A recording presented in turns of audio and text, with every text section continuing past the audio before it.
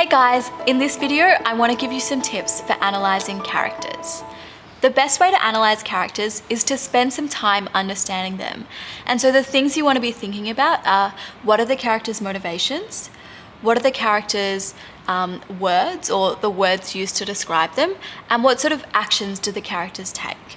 In terms of motivations, you want to think about, why do they make certain choices? Is it that they're made out of the character's own volition, or is it a choice forced upon them by society or by some other third party? In terms of actions, you want to think about, are they a good character or a bad character? And if so, why?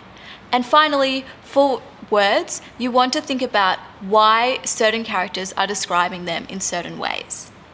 You also want to try to think about your characters in a symbolic way. And one way of doing so is thinking about the types of themes the characters embody.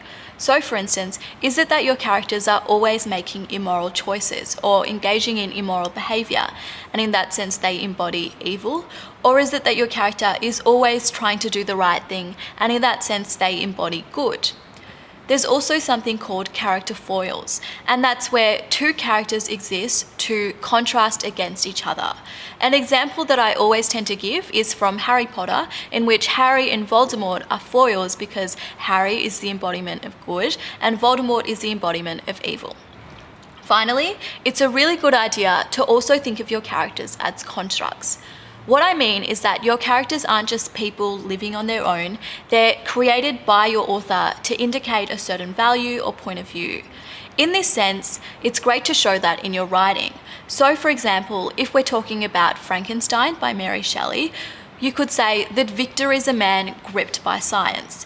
But if you wanted to indicate that the character's a construct, you could instead say that Mary Shelley has depicted Victor to be a man gripped by science to indicate a certain point of view. Thanks so much for watching, and see you in the next video.